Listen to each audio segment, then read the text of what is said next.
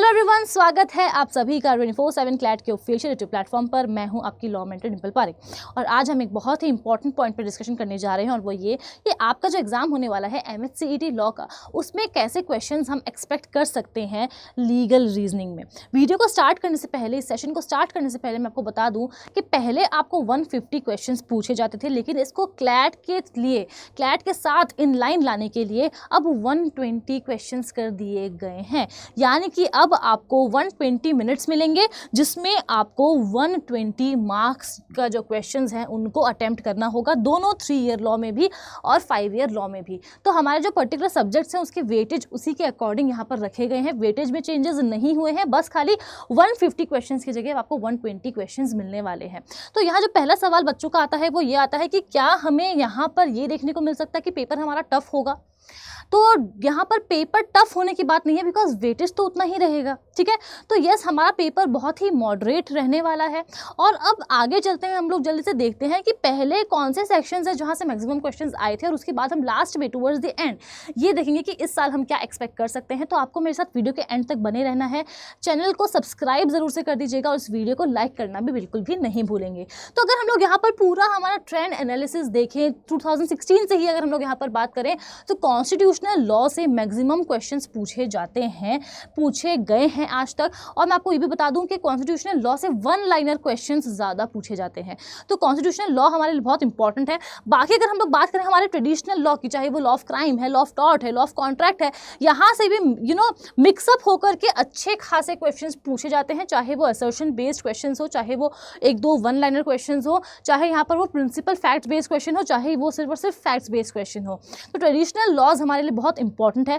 But अब अगर हम लोग बात करें यहाँ पर कि इन आने वाले सालों में 2023-24 की अगर हम लोग बात करें या फिर हम लोग ये बात करें क्लैट के बारे में, तो यहाँ हमें ये देखने को मिल रहा है कि कहीं ना कहीं जो हमारे करंट लीगल अफेयर्स है उसको ज़्यादा वेटेज दी जा रही है। कि फॉर एग्जाम्पल कौन सा कोई नया एक्ट आया, कौन सा बिल पास किया गया है, वो जो पर्टिकुलर एक्ट आया उसका डेट ऑफ इनेक्टमेंट क्या है, डेट ऑफ एनफोर्समेंट क्या है, जो हमारी कुछ पर्टिकुलर फॉर एग्जाम्पल कोई हमारी कुछ पर्टिकुलर ऐसे डिफरेंट बॉडीज़ हैं जो कि अभी चर्चा में है, तो उनका हेडक्वार्टर कहाँ पर है, उनका ईयर ऑफ एस्टैब्लिशमेंट क्या है, ये सारी चीज़ों पे ज़्यादा फोकस किया जा रहा है। तो 2023 की अगर हम लोग यहाँ पर बात करें तो लीगल जीके पूछा गया था, जहाँ पर कुछ फुल फॉर्म्स पूछे गए थे आप लोगों को। फॉर एग्जांपल यूनेस्को का फुल फॉर्म क्या है, WTO है, उसका फुल फॉर्म क्या है, ठीक है। तो ये आपको चीज़ें आनी चाहिए। और साथ ही में यहाँ पर फोकस किया गया था constitutional law, law of torts और लॉ ऑफ क्राइम पे। इसका मतलब ट्रेडिशनल लॉ तो हर साल पूछे जाते ही है। ट्रेडिशनल लॉ का मतलब यहाँ पर यह है कि लॉ ऑफ क्राइम आ जाएगा, लॉ ऑफ टॉर्ट्स आ जाएगा, कॉन्ट्रैक्ट आ जाएगा और कॉन्स्टी आ जाएगा। ये हमारे हमेशा न्यूट्रल रहते हैं, ये कहीं नहीं जाते हैं। इसके अलावा और क्या पूछा जाता है वो हमारे लिए इंपॉर्टेंट लगता है। तो 2023 में हमने ये देखा कि जो कुछ अच्छी नई बातें थी उनको भी यहाँ पर, उनके ऊपर भी यहाँ पर थोड़ा सा फोकस किया गया। फॉर एग्जांपल किसी पर्टिकुलर एक्ट को कब पास किया गया, यही पूछ लिया। फॉर एग्जांपल कि DV एक्ट कब पास हुआ, ये पूछ लिया गया। तो ये हमें 2023 में देखने को मिला। बट यहाँ पर अगर हम लोग बात 2024 में, तो थोड़ा सा टफर साइड पे हमारा ये पेपर था, थोड़ा सा चैलेंजिंग पेपर था लीगल रीजनिंग का। और वो क्यों था? बिकॉज हम लोग हमेशा ये देखते हैं कि जब भी लीगल में क्वेश्चंस पूछे जाते हैं तो वो प्रिंसिपल फैक्ट बेस्ड क्वेश्चन होते हैं, लेकिन 2024 में हमें देखने को मिला कि प्रिंसिपल्स बहुत कम क्वेश्चंस में दिए हुए थे, सिंपली फैक्ट्स दिए हुए थे। फैक्ट्स के बेसिस पे आपको आंसर करना था। अब फैक्ट्स के बेसिस पे आप आंसर करोगे, इसका मतलब क्या है? इसका मतलब ये है कि आपको प्रायर नॉलेज ऑफ लॉ होनी चाहिए।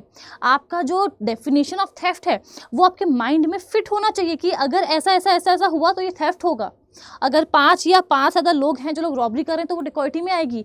ये सारा जो प्रायर नॉलेज है ये आपको होना चाहिए। ऐसा दर्शाया गया इन द ईयर 2024, जहाँ पर फैक्ट्स बेस्ड क्वेश्चन ज़्यादा थे और ज़्यादा क्वेश्चन हमारे ट्रेडिशनल लॉज से आए थे, जो कि थे law of crime, law of torts, law of contract and constitutional law.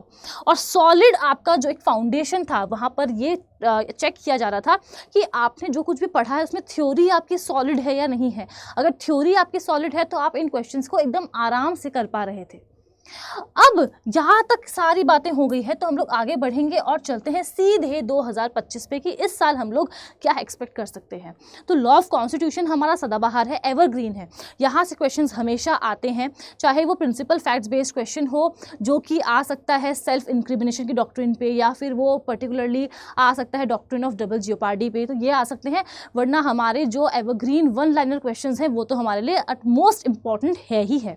साथ ही में इस साल हम थोड़ा सा ये देख सकते हैं कि ज़्यादा इम्फेसिस दिया जा सकता है करंट लीगल अफेयर्स पे। और मैं ऐसा क्यों कह रही हूँ, इसलिए कह रही हूँ बिकॉज जितने भी अभी फॉर एग्जांपल क्लैट हुआ, हमने ये कहा कि क्लैट के साथ इनलाइन लाने के लिए हम लोग अब हमारा जो एग्जाम है एमएचसीईटी का वो 150 की जगह हम लोग यहाँ पर 120 क्वेश्चन देने वाले। तो ये भी तो हो सकता है कि हम लोग पर्टिकुलर जो क्लैट का एग्जाम है उसके उस लेवल को भी यहाँ पर मैच करने की कोशिश करें।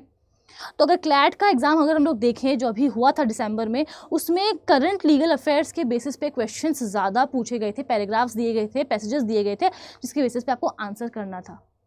सिर्फ और सिर्फ लॉ ऑफ कॉन्ट्रैक्ट ही ऐसा था ट्रेडिशनल लॉ में से जहाँ से एक क्वेश्चन आया था, मतलब यानी कि एक पैसेज आया था क्लैट में।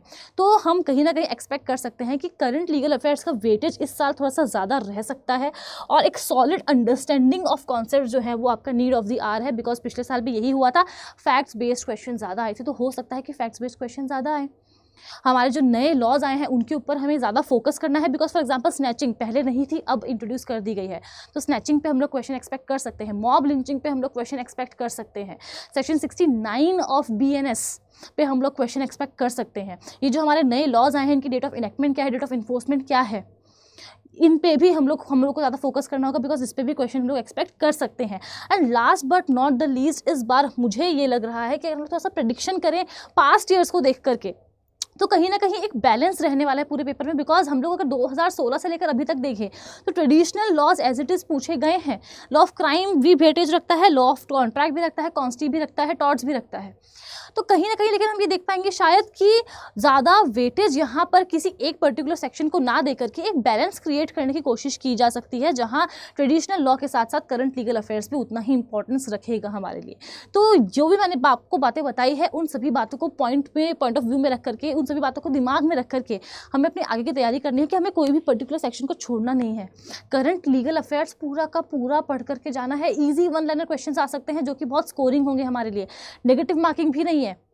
ठीक है, तो इन सारी बातों का आप ख्याल रखेंगे और अब इसी दिशा में आप लोगों को आगे बढ़ना है। रेस्ट अगर कोई भी डाउट है, मेरी मेल आईडी प्रोवाइडेड है यहाँ पर, आप लोग मुझे एनी डे यहाँ पर मेल ड्रॉप कर सकते हैं। एंड अगर आप चाहते हैं कि आपकी तैयारी एकदम अच्छी तरीके से हो जाए तो आप हमारे बैचेस में भी एनरोल कर सकते हैं, जहाँ पे for MHCET 3 year we have Yash 2.0 batch, for MHCET 5 year we have Prabal 2.0 batch. अगर आप वेरियस एग्जाम्स की तैयारी कर रहे हैं फॉर 3 ईयर और 5 ईयर, तो 5 ईयर महापैक या फिर 3 ईयर लॉ महापैक में भी आप लोग एनरोल कर सकते हैं, simply by using my code DIMPLE Dimple to avail maximum discount and also to get personal mentorship and guidance from me. I have myself cracked the exam of MHCET, तो मुझे exactly पता है कि आपको अब जो हमारा लास्ट टाइम है इसमें किस तरीके से तैयारी करनी है, कहाँ से क्या पढ़ना है, कि आपका जो ये जर्नी है वो आपके लिए ईजी हो जाए। So yes, that is all about it. Video अगर पसंद है तो लाइक करना बिल्कुल भी नहीं भूलेंगे और मुझे आप कॉमेंट करके बता सकते हैं कि नेक्स्ट वीडियो जो है मैं वो किस टॉपिक पर लेकर के आऊँ, तो मैं उसको ज़रूर से कंसिडर करूँगी। Thank you so much.